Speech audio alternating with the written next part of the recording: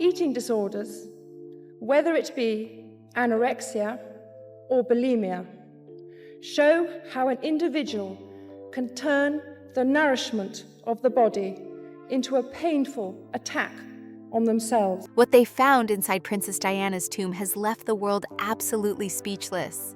Hidden evidence, terrifying letters predicting her own death, a conspiracy that goes straight to the top of the royal family. Diana knew she was going to die in a car crash, and she wrote down exactly who wanted her gone. The secrets buried with her are now exposed, and the royal family is scrambling to contain the damage. What investigators discovered will make your blood run cold. The world stopped turning on August 31st, 1997. Does Prince William have a favourite toy? Jamie, he loves his koala bear he's got. But he hasn't got anything particular. He just likes something with a bit of noise. He got a plastic whale that throws things out the top, little balls.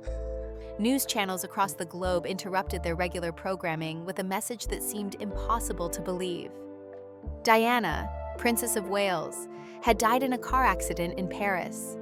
The woman who had captivated millions with her warmth, her style, and her genuine compassion was gone at just 36 years old. In the days that followed, an estimated 2.5 billion people watched her funeral, making it one of the most viewed events in television history. But long before that tragic night in a Parisian tunnel, Diana's story was already remarkable, filled with fairy tale moments, heartbreaking disappointments, and a determination to live life on her own terms. Diana Frances Spencer was born into British aristocracy on July 1st, 1961. Her family had connections to the royal family going back generations, but nobody could have predicted the role she would eventually play in modern royal history. As a young woman, Diana worked as a nursery teacher's assistant and seemed destined for a quiet, privileged life among England's upper classes. Everything changed when she caught the eye of Prince Charles, the heir to the British throne. Their first meeting happened in 1977, when Diana was just 16 years old. Charles, who was 29 at the time, was actually dating Diana's older sister Sarah. The age difference was striking, but even more unusual was the fact that 3 years later, after his relationship with Sarah had ended, Charles would begin pursuing Diana herself. By most accounts, their courtship moved remarkably quickly. Charles invited Diana aboard the royal yacht Britannia and to Balmoral Castle in Scotland to meet Queen Elizabeth. These invitations signaled serious intentions in royal circles. The relationship between Charles and Diana seemed to sweep both of them up in a whirlwind romance, though looking back, there were warning signs that perhaps things were moving too fast. Diana was still a teenager, barely out of school, while Charles was a man in his 30s with years of royal duties and public life behind him. The 12-year age gap raised eyebrows among some observers, but the British press largely celebrated what appeared to be a perfect royal romance. Diana represented a breath of fresh air for the monarchy. She was young, beautiful, and seemed genuinely kind-hearted, qualities that endeared her to the public almost immediately. When Charles proposed in February 1981, Diana accepted. Their wedding took place on July 29, 1981, at St. Paul's Cathedral in London. An estimated 750 million people worldwide tuned in to watch the ceremony. Diana's wedding dress, with its 25-foot train, became iconic instantly. The fairy tale appeared complete. A handsome prince had married a beautiful young woman, and the British monarchy had secured what everyone hoped would be a stable, loving future for the next generation of royals. But fairy tales rarely survive contact with reality. Within a few years of their marriage, serious problems began to emerge. Multiple biographers, and later Diana herself, would reveal that Charles had never fully ended his relationship with Camilla Parker Bowles, a woman he had dated before marrying Diana. According to various accounts, Charles and Camilla maintained contact throughout his marriage, and Diana became increasingly aware that she was competing for her husband's affection with another woman. Diana later described feeling isolated and desperately unhappy during this period. She was thrust into an intensely public role at just 20 years old, expected to fulfill countless royal duties while raising two sons, Prince William, born in 1982, and Prince Harry, born in 1984. Meanwhile, her marriage was crumbling behind palace walls. The pressure took a significant toll on Diana's mental health. She has been open in later interviews about struggling with bulimia and depression during these years, conditions that she attributed largely to the stress of her failing marriage and the demanding nature of royal life. By the mid-1980s, both Charles and Diana had apparently accepted that their marriage was beyond repair, though they continued to maintain appearances for public consumption. Then, in a move that shocked many observers, Diana began her own extramarital relationship. James Hewitt, a cavalry officer who had been giving riding lessons to Diana and her sons, became romantically involved with the princess. The relationship lasted several years and would later become public knowledge, adding fuel to an already explosive situation. The double standard was impossible to ignore. While Charles's ongoing relationship with Camilla was an open secret among royal circles and largely tolerated, Diana's affair with Hewitt was treated as scandalous. Some commentators have suggested this reflected the broader patriarchal attitudes of the time, where male infidelity was quietly accepted, while female infidelity was condemned.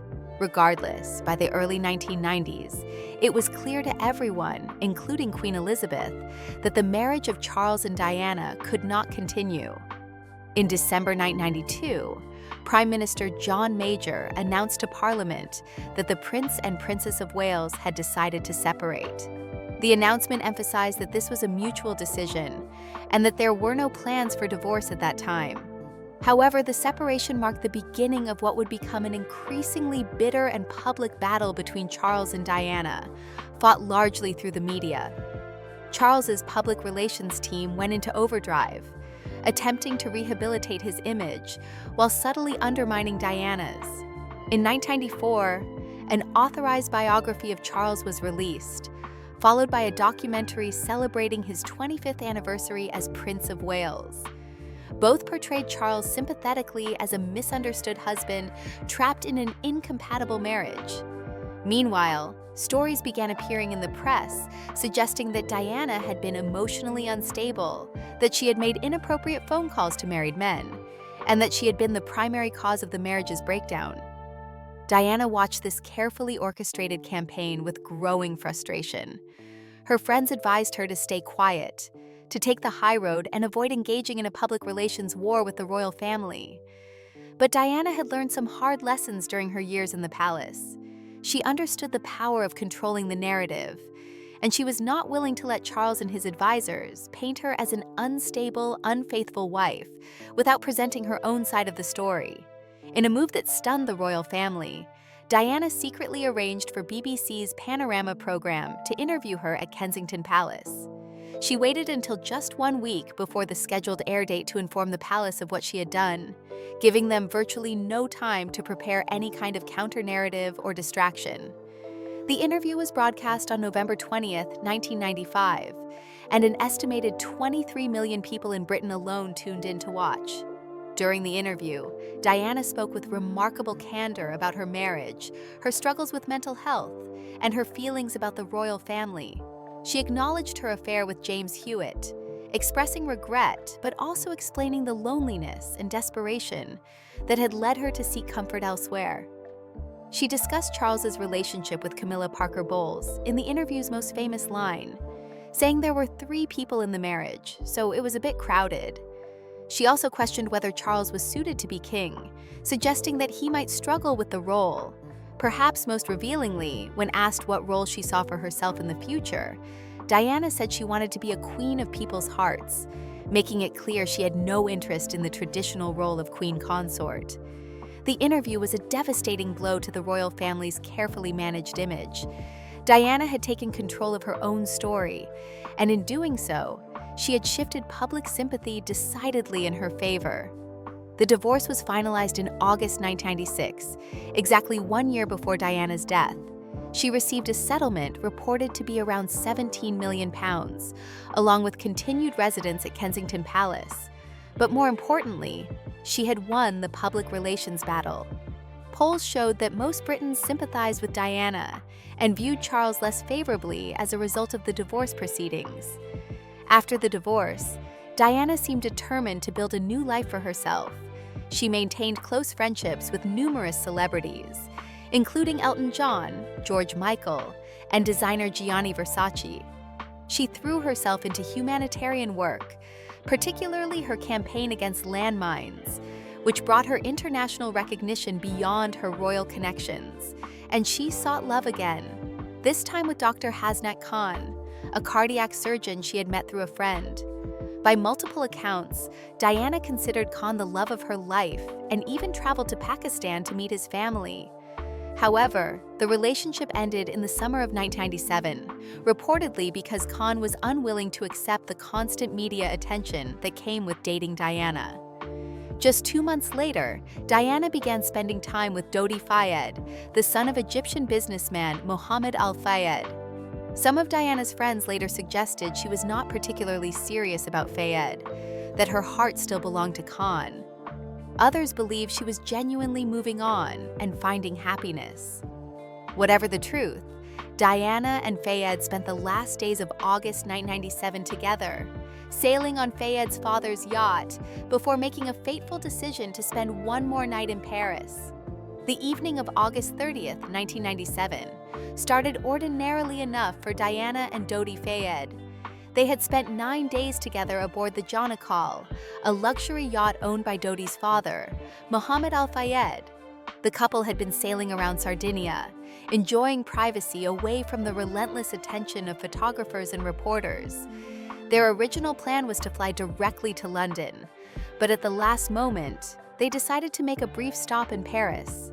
It was the kind of spontaneous decision that wealthy people can make on a whim, changing course simply because they want to. Nobody could have known that this small change in plans would lead to tragedy. Diana and Dodi arrived at Le Bourget Airport in Paris on the afternoon of August 30th. From there, they were driven to the Ritz Hotel, which was owned by the Fayed family. The plan was simple: spend one night at the hotel before continuing to London the next day. However, from the moment they arrived, paparazzi photographers began gathering outside the Ritz. How the photographers knew about their last-minute decision to stop in Paris remains a subject of speculation. The couple had made the decision aboard a private plane, yet somehow word had gotten out, and by evening, dozens of photographers were camped outside the hotel entrance. Diana and Dodi spent the evening at the hotel, dining and relaxing. But as the night wore on, they decided to leave the Ritz and head to Dodi's apartment near the Champs-Élysées. The security team, aware of the paparazzi presence outside, devised a plan to throw the photographers off their trail. They would use a decoy vehicle at the front entrance, while Diana and Dodi slipped out the back entrance in a different car. It seemed like a solid strategy, the kind of maneuver that had worked countless times before to give Diana moments of privacy. The car that pulled up to the rear entrance of the Ritz was a black Mercedes S280. Behind the wheel was Henri Paul, the deputy head of security at the Ritz Hotel. In the passenger seat sat Trevor Rees-Jones, a bodyguard from the Fayed security team. Diana and Dodi climbed into the back seat. Crucially, none of the 4 occupants fastened their seatbelts.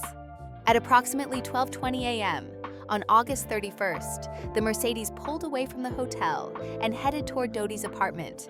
Almost immediately, several paparazzi on motorcycles and scooters began pursuing the vehicle. Henri Paul, apparently attempting to lose the photographers, accelerated through the Paris streets.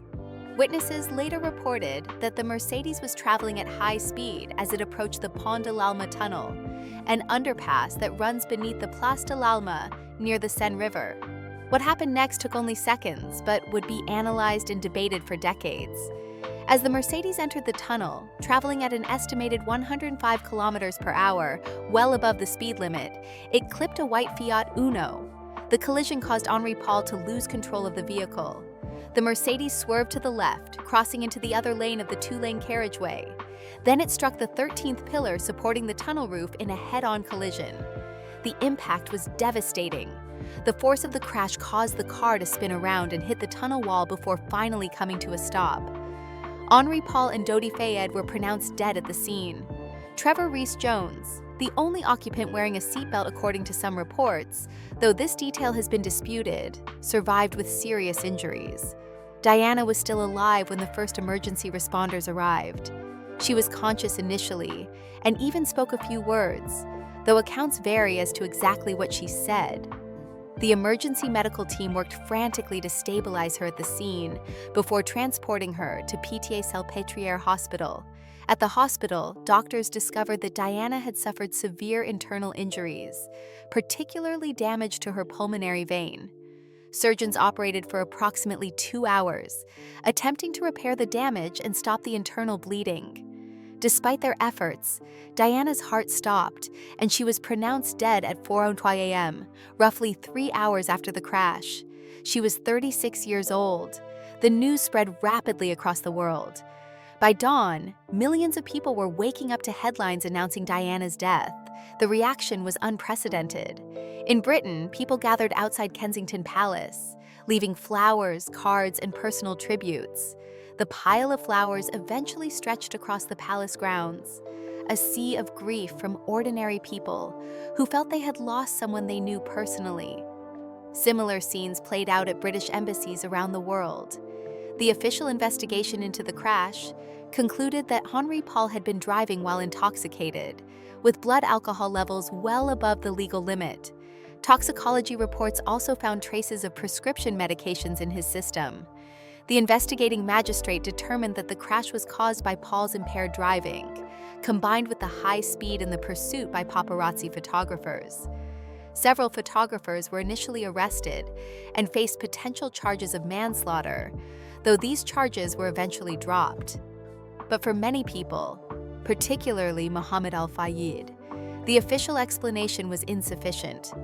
Dodi's father publicly stated his belief that Diana and his son had been murdered, victims of a conspiracy orchestrated at the highest levels. He pointed to various inconsistencies and unanswered questions surrounding the crash. Why had the normal security protocols not been followed that night? Why was Henri Paul, who was not a trained chauffeur, driving the car? Were there other vehicles involved that had not been accounted for? Over the years, various conspiracy theories have emerged, some more credible than others. Some theorists have suggested that British intelligence services orchestrated the crash because Diana was dating Dodi Fayed, a Muslim, and there were concerns about her potential influence on the future king, Prince William. Others have pointed to alleged tensions between Diana and certain members of the royal family, particularly Prince Philip, as possible motives for foul play. Some versions of these theories claim that Diana was pregnant with Dodi's child, though medical evidence from the autopsy contradicts this claim. In response to persistent questions and conspiracy theories, the British government launched Operation Paget, a comprehensive investigation led by the Metropolitan Police. The investigation lasted 3 years and examined every aspect of the crash and the conspiracy theories surrounding it. The final report, published in 2006, ran to over 800 pages and concluded definitively that Diana's death was a tragic accident caused by Henri Paul's impaired driving and the vehicle's excessive speed. The report found no evidence of any conspiracy or foul play. Additionally, a formal inquest was held from 2007 to 2008. The jury concluded that Diana and Dodi were unlawfully killed due to the grossly negligent driving of Henri Paul and the pursuing paparazzi vehicles. Once again, no evidence of conspiracy was found. Yet despite these official findings, speculation has never entirely ceased. Now, 27 years after her death, new attention has focused on letters that Diana allegedly wrote to her former butler, Paul Burrell. Burrell worked for Diana for many years and became one of her closest confidants, particularly after her divorce from Charles. According to Burrell, Diana would often leave him notes about various matters, things she wanted to remember or thought she needed to express. After her death, Burrell retained some of these letters. In one particularly alarming letter that Burrell has made public, Diana allegedly expressed fear that someone was planning to kill her. According to Burrell's account, the letter specifically mentioned concerns about her car being tampered with, that someone might cause a brake failure leading to either her death or serious injury in a crash. Most controversially, the letter allegedly named Prince Charles as the person Diana suspected of planning this scenario, supposedly so that he would be free to marry Camilla Parker Bowles. When Burrell first revealed the existence of this letter in 2003, it caused a sensation.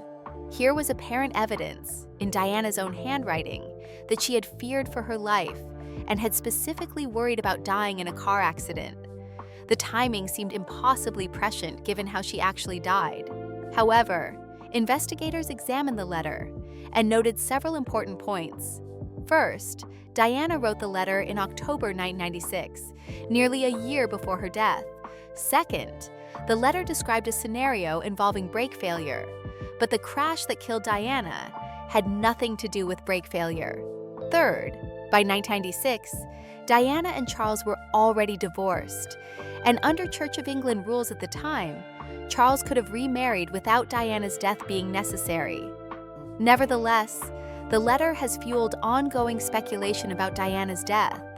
Some people believe it proves that Diana sensed danger around her, even if the specific scenario she described did not match the actual circumstances of her death. Others argue that the letter reflects Diana's state of mind during a difficult period, that she was understandably paranoid and suspicious after years of difficult relationships with the royal family, but that her fears were ultimately unfounded. Recently, reports have emerged suggesting that forensic experts have been authorized to exhume Diana's body for additional analysis. These reports, though not officially confirmed by any government source, have reignited public interest in the circumstances of her death. The stated purpose of any such exhumation would be to conduct modern forensic tests that might reveal information not available with the technology of 1997. However, many experts question what new information could possibly be gained from exhuming Diana's remains after 27 years. The original autopsy was thorough and conducted by experienced professionals.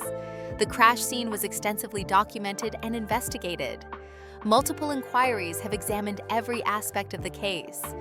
What could modern forensic science add to what is already known? Some observers suggest that the push for exhumation is less about finding new evidence and more about providing closure to people who have never accepted the official explanation of Diana's death. Others see it as potentially disrespectful to Diana's memory and to her sons, Prince William and Prince Harry, who have both expressed their desire to let their mother rest in peace. Diana was buried on September 6, 1997, on an island in the middle of an ornamental lake on the grounds of her family's estate, Althorpe, in Northamptonshire. Her brother, Earl Spencer, chose this location specifically to give Diana privacy in death that she never had in life. The island is not accessible to the public, though visitors can tour parts of the estate and see the lake from a distance. It was meant to be a place of eternal peace, away from cameras and speculation. The question of what really happened on that August night in Paris may never be fully resolved to everyone's satisfaction. The official investigations have provided clear answers backed by extensive evidence. Yet human nature tends to resist accepting that someone as important and beloved as Diana could die in something as random and preventable as a car accident. There is a psychological need to find greater meaning, to believe that her death was part of some larger plan or conspiracy. What remains undeniable is the impact Diana had during her life and continues to have after her death. She changed the British monarchy, making it more accessible and human. She brought attention to causes that others ignored, from AIDS patients to landmine victims. She showed vulnerability and honesty in ways that royals traditionally never did. And she loved her sons fiercely, trying to give them as normal a childhood as possible, despite their extraordinary circumstances. Whether any exhumation takes place, whether any new evidence emerges, the essential truth about Diana remains unchanged. She was a complex person, flawed and struggling like anyone else, who found herself in an impossible situation and tried her best to navigate it with grace and authenticity. Her death was a tragedy that robbed the world of someone who was using her platform to make a genuine difference. 27 years later, people still gather at Kensington Palace on the anniversary of her death, still leave flowers and notes, and still remember the princess who wanted to be queen of people's hearts. In that sense, at least, Diana achieved exactly what she hoped for.